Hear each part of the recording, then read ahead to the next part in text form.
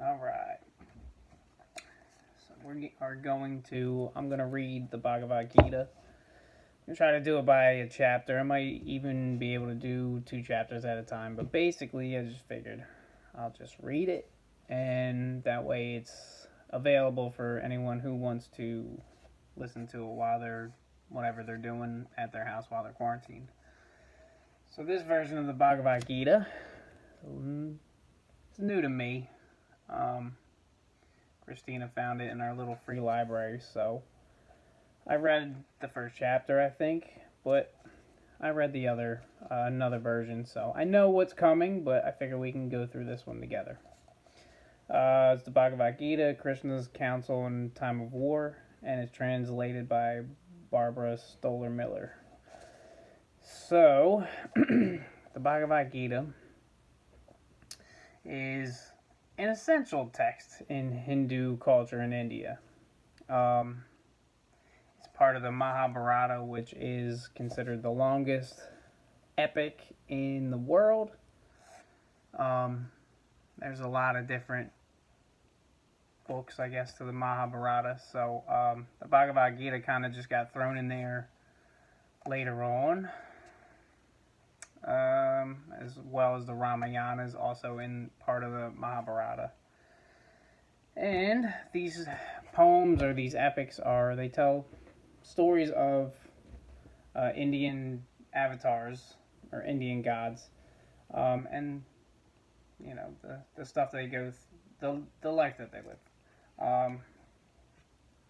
It's filled with symbolism, and it's filled with a lot of ancient wisdom, a lot of just very cool, important things that sometimes people need to hear. So the Bhagavad Gita, the story of the Bhagavad Gita is essentially it is a conversation between Krishna and a warrior Arjuna.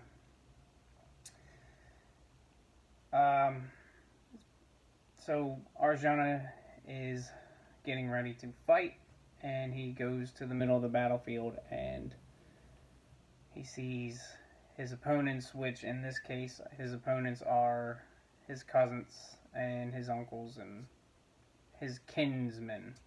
So when he sees that, he gets discouraged. He starts to feel pity, and he puts his weapons down and says, I can't fight. And when he says that, that's Krishna's cue to come in and start teaching him. He teaches him, explains to him why he should fight, teaches him about immortality or mortality, I guess. He teaches him about how to live a life. So that's why the Bhagavad Gita is so interesting and such an important book. I've tried to teach it in my yin yoga classes, but it's hard to summarize each chapter because each little sloka has a little bit of wisdom in it. So it's important to read it as it is in order to really get the effect of the Bhagavad Gita. So I'll give you a little intro before the war, because why is Arjuna about to battle his cousins? That's pretty important. So a little intro there. So there was Pandu and his brother Dhritarashtra.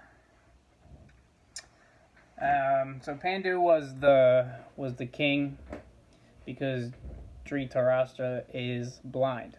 So Pandu took over the throne, but he had a curse put on him while he was king that he could not have children with his wife. He couldn't sleep with his wife, or he would die.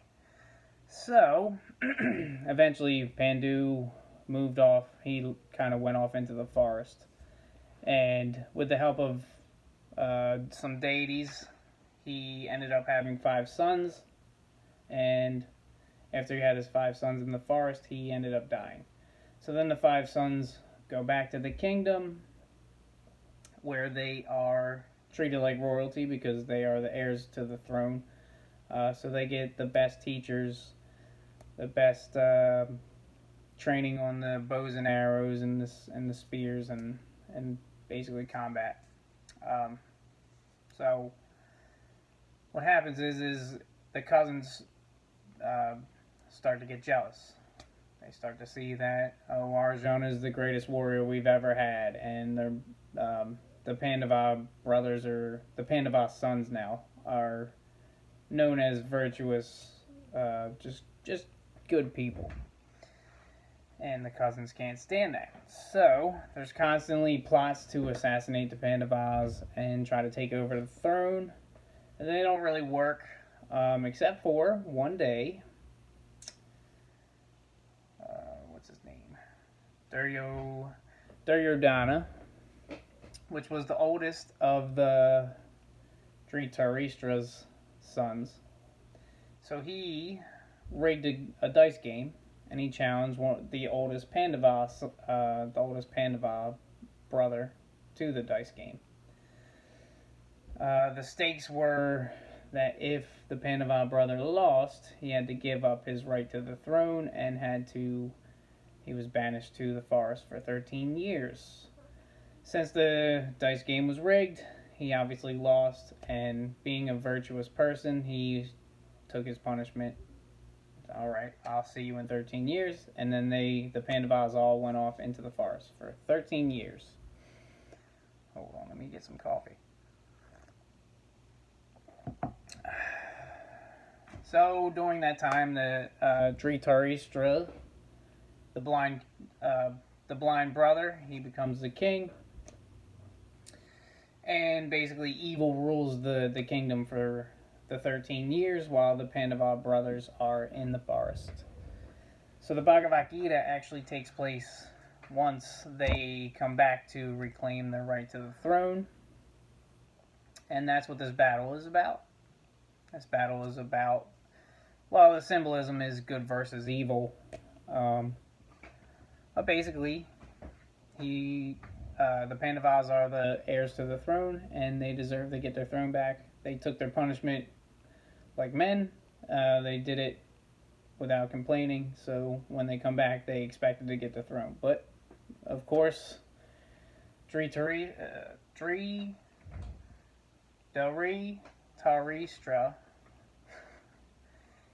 obviously he doesn't want to give away the throne, so now they're going to war. And that's why they're at the battlefield. And anything else I need to do? Oh, so the first chapter opens up with, it says Sanjaya says. So Sanjaya is like a mystic narrator. He has the knowledge of the past, present, and future. He can basically see everything. So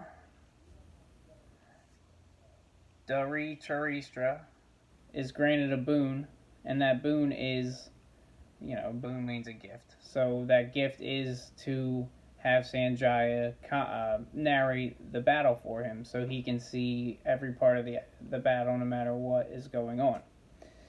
So actually, the Bhagavad Gita is a conversation between Arjuna and Krishna, but it's actually through the commentary of Sanjaya. So it's like Sanjaya is telling King Dhritarashtra what is happening.